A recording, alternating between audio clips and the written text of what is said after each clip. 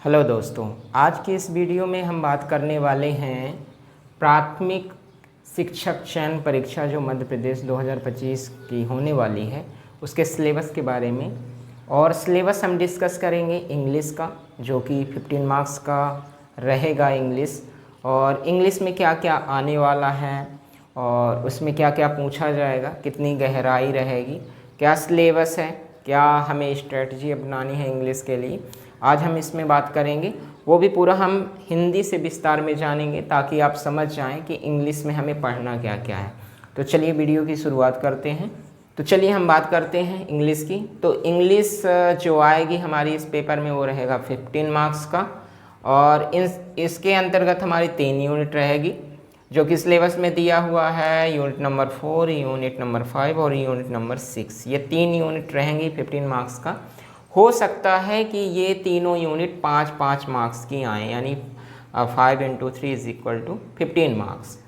अब इसमें पूछा क्या जाएगा, इसके लिए एक आपको इंस्ट्रक्शन दिया गया है the questions will be testing the depth of understanding. जो क्वेश्चन आपको पूछे जा रहे होंगे वहाँ वो आपकी अंडरस्टैंडिंग की गहराई को मापेंगे in application of these concept at higher secondary level.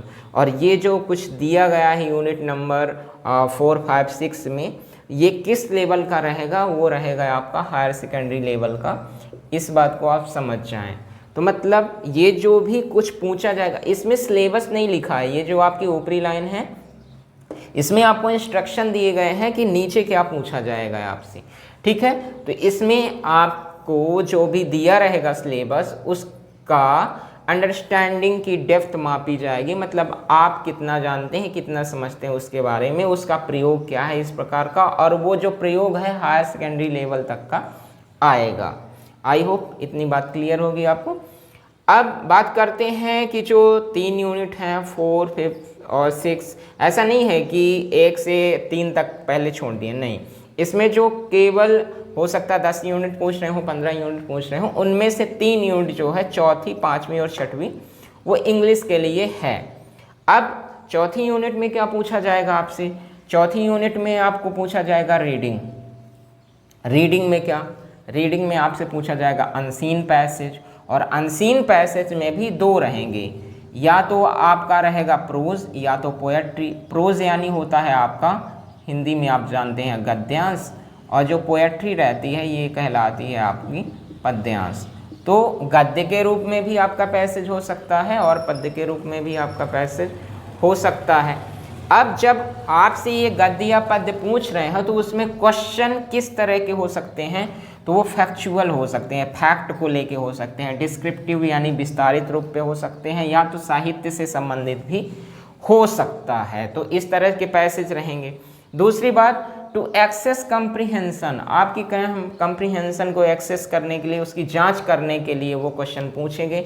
Interpretation, इसी पैसेज का विस्तार किस प्रकार से, कोई कथन दे दिए इसका विस्तारित रूप बताइए, इस प्रकार से आपसे पूछा जाएगा।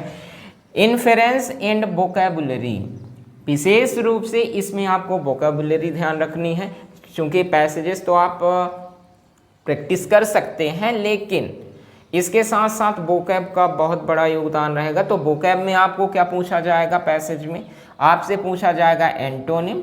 एंटोनिम यानी होता है अपोजिट, अपोजिट यानी होता है विपरीत शब्द, विपरीत शब्द या विलोम शब्द। इसी के साथ साथ आपको सिनोनिम पूछा जाएगा, सिनोनिम यानी कि पर्यायवाची शब्द। तो आपसे ये भी पूछा जा सकता है पैसेजेस में। तो पहली यूनिट में कुल मिला के आपको रीडिंग वाला भाग रहेगा, जिसमें से आपको अनसीन पैसेज दिए जाएंगे। वो अनसीन पैसेज प्रोज के रूप में हो सकता है, पोएट्री के रूप में हो सकता है, वो फैक्चुअल, डिस्क्रिप्टिव, लिटरेरी किसी भी प्रकार का हो सकता है। और इसमें फिर इसी पैसेज में आपसे पूछा जा सकता है एंटोनिम और सिनोनिम।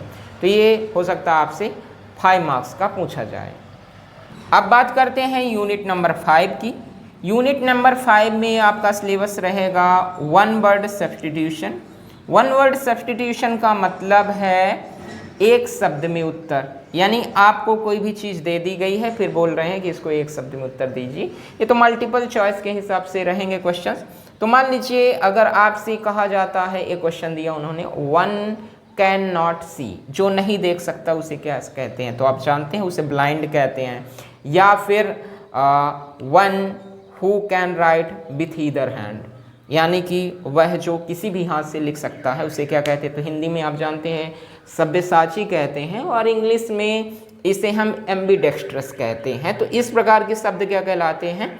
वन वर्ड सब्स्टिट्यूशन कहलाते हैं। एक और एग्जांपल देता हूं मैं आपको, जैसे आपको कहना हो कि वन कैन नॉट स्पीक, जो नहीं बोल सकता है उसे क्या कहते हैं? तो उसे हम कहते हैं डम, गूंगा। इसी में आपका रहेगा प्रीफिक्स। प्रीफिक्स आप जानते हैं, हिंदी में पढ़े हुए हैं, प्रीफिक्स को हिंदी में उपसर्ग कहते हैं, अर्थात ऐसे शब्द या शब्दांश जो किसी शब्द के पहले प्रयोग होके उसे या तो अपोजिट बना देते हैं या तो अर्थ बदल देते हैं, उन्हें उपसर्ग कहते हैं। फिर रहेगा आपका सफिक्स। सफिक्स का मतलब होता है प्रत्यय, और प्रत्यय का मतलब होता है ऐसे शब्दांश या शब्द जो किसी शब्द के अंत में लगकर उसकी अर्थ को चेंज कर देते हैं या फिर विपरीत बना देते हैं, उन्हें हम सफिक्स कहते हैं। तो ये हुआ है आपका। अब इसके अलावा इसमें जो पूछा जाएगा आपसे, वो पूछा जाएगा पार्ट्स ऑफ स्पीच। जानते हैं आप पार्ट्स ऑफ स्पीच के 8 भाग होते हैं, उनमें से इन्होंने कितने भाग पूछना है इन्हें? Noun, pronoun, adjective, verb, preposition और कंजंक्शन, 6 भाग ये पूछ रहे हैं। ठीक है, अब देखिए जो नाउन में आपसे पूछा जा सकता है, नाउन में क्या पूछा जा सकता है? नाउन में पूछा जा सकता है आपको, मान लीजिए पूछ लिए कि नाउन कितने प्रकार के होते हैं। वो प्रकार में से वो इस प्रकार से प्रकार नहीं पूछेंगे कितने प्रकार के। उन्होंने एक शब्द दे दिया, मान लीजिए दे दिया आर्मी, और पूछा कि आर्मी किस प्रकार का नाउन है? या तो कलेक्टिव है, या तो फिर आपका कॉमन है, प्रॉपर है, कलेक्टिव है, मटेरियल है, एब्स्ट्रैक्ट है, उनमें से इस प्रकार से। नाउन में आपको, नाउन में नंबर पूछ सकते हैं कि ये जो नाउन दिया गया है ये सिंगुलर नंबर है कि प्लूरल नंबर है। फिर उसी प्रकार से नाउन में ये भी पूछा जा सकता है कि सिंगुलर को प्लूरल कैसे बनाया जा सकता है, तो ये सिंगुलर है तो इसका प्लूरल क्या होगा।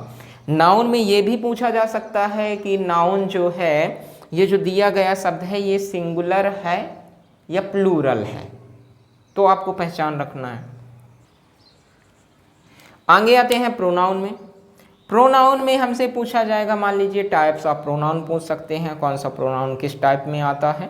इस प्रकार से प्रोनाउन का केस पूछ सकते हैं कि जो दिया गया प्रोनाउन हो वो सब्जेक्टिव केस है, ऑब्जेक्टिव केस है, या फिल इन द ब्लैंक के माध्यम से भी आपको पूछा जा सकता है। फिर आता है आपका एडजेक्टिव। एडजेक्टिव आप जानते हैं नाउन प्रोनाउन की विशेषता बतलाने वाले शब्दों को कहते हैं, तो एडजेक्टिव्स पूछे जाएंगे। एडजेक्टिव्स के बाद आपका है एडवर्ब। एडवर्ब जो आपकी वर्ब की विशेषता बताएगा। वर्ब के साथ साथ ये एडवर्ब की स्वयं की भी विशेषता बताता है, इसके साथ एडजेक्टिव की भी विशेषता बताता है।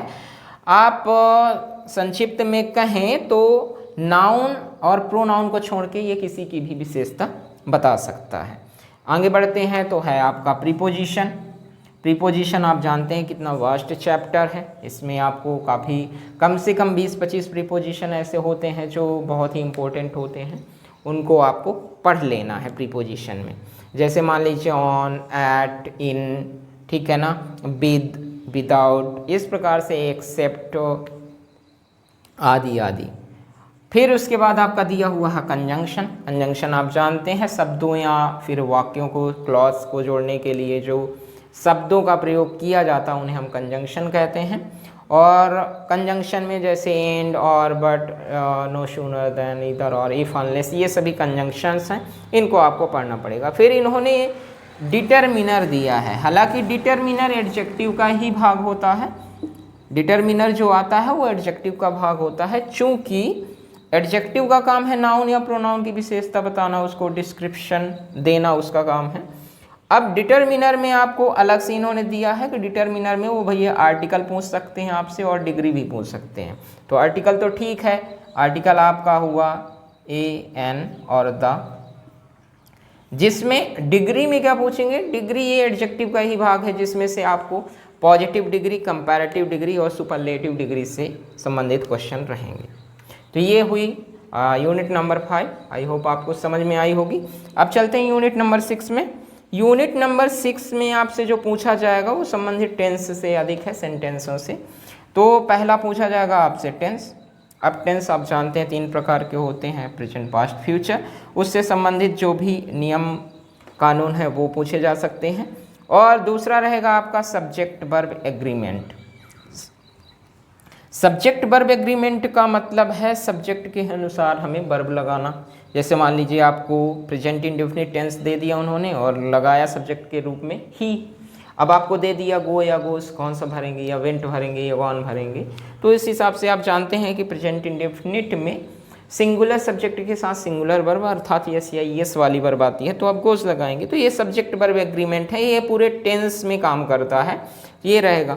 फिर उसके अलावा आपसे पूछा जाएगा transformation of sentence. Transformation of sentence का मतलब होता है सेंटेंसेस यानी वाक्यों का परिवर्तन। परिवर्तन किसका किस में करना, मान लीजिए आपको ऑफर्मेटिव दिया है तो ऑफर्मेटिव से वो निगेटिव करवाएंगे या इंट्रोगेटिव करवाएंगे, इंट्रोगेटिव का निगेटिव या ऑफर्मेटिव करवाएंगे। तो इस प्रकार से वो आपस में चेंज करवाएंगे। इसे क्या कहते हैं, ट्रांसफॉर्मेशन ऑफ सेंटेंसेस कहते हैं। अब इसके अलावा आपसे पूछा जाएगा kind of sentence. Kind of sentence का मतलब हुआ सेंटेंस के प्रकार। अब आप हिंदी में पढ़े हुए हैं जिसमें से आपका होता है सरल वाक्य, संयुक्त वाक्य और मिश्र वाक्य। इसी प्रकार से इंग्लिश में भी होता है सिंपल सेंटेंस, कंपाउंड सेंटेंस और कॉम्प्लेक्स सेंटेंस। तो ये भी आपसे पूछा जाएगा कि सिंपल सेंटेंस, मान लीजिए आपको एग्जाम्पल में दे दिया 4 ऑप्शन दे दिए, बोले इनमें से कौन सा सिंपल सेंटेंस है, कौन सा कंपाउंड है या कौन सा कॉम्प्लेक्स सेंटेंस है। तो इस प्रकार से आपसे पूछा जाएगा।